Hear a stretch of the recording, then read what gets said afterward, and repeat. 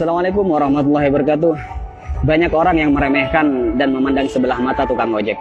Tapi saya santai saja, karena hidup ini memang tidak pernah lepas dari komentar orang lain.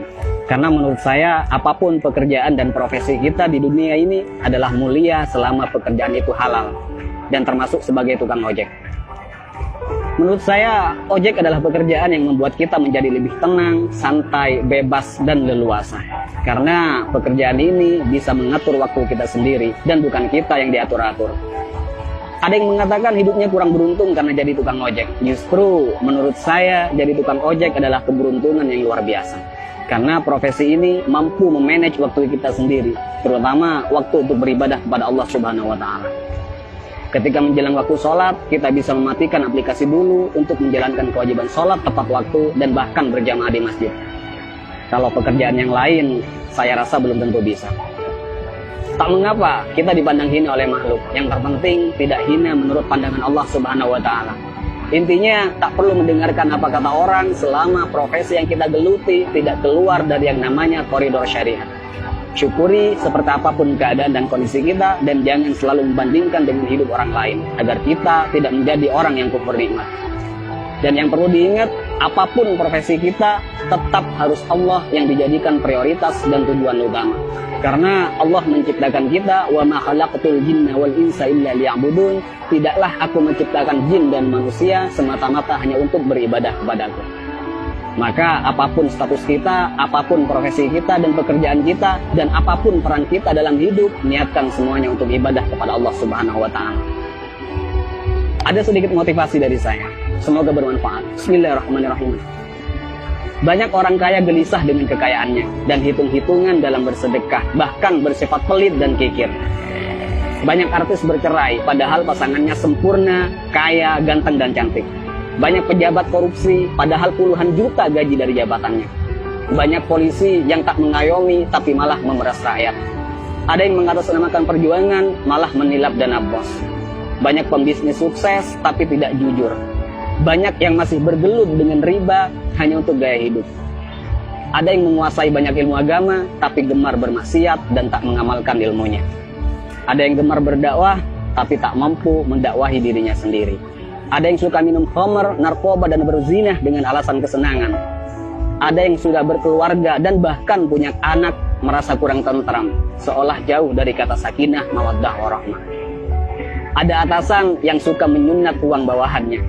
Ada seorang guru atau karyawan yang suka korupsi dan bahkan korupsi waktu.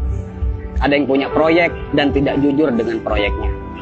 Banyak dokter, perawat, dan bidan yang tidak lemah lembut, tidak jujur, dan bahkan terkadang tidak memanusiakan pasiennya.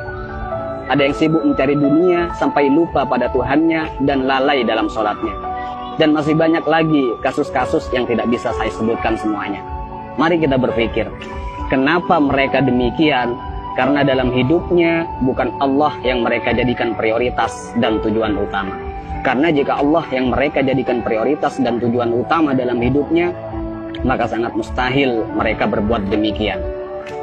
Wa may yuhajir fi sabilillahi yajid fil ardi muraghaman katsiran wa sa'a. Ayo kita berhijrah. Karena ketika kita berhijrah dan lalu Allah kita jadikan prioritas dan tujuan utama dalam hidup, maka Allah akan meluaskan rezeki dan kelapangan hati untuk kita. Dan ketika hati kita sudah lapang dan luas, maka sebanyak apapun persoalan yang kita hadapi dan sebesar apapun masalah yang menimpa kita akan tetap tenang menyikapinya. Karena hati kita lebih lapang dan lebih luas dari masalah yang kita hadapi. Tapi jika dalam hidup bukan Allah yang kita jadikan tujuan utama, maka hati kita akan sempit. Jadi sebanyak apapun harta kita, setinggi apapun pangkat dan popularitas kita, semua malah tak akan henti menggelisahkan dan bahkan membingungkan. Karena hati yang sempit tak akan pernah merasa cukup dan bahkan akan menjadikan kita sebagai budak dunia yang tak akan pernah ada puasnya. Jadi sekali lagi buat teman-teman, tak usah malu apapun profesi dan pekerjaan kita. Selama itu halal, semua adalah pekerjaan yang mulia. Dan yang terpenting, apapun profesi kita, apapun pekerjaan kita, dan apapun peran kita dalam kehidupan, niatkan semuanya untuk ibadah dan jadikan Allah sebagai prioritas dan tujuan utama. Dan jika kita galau, gelisah, sedih, gundah gulana, hati tidak tenang, maka perlu kita cek. Pasti ada kesalahan dan maksiat yang kita lakukan.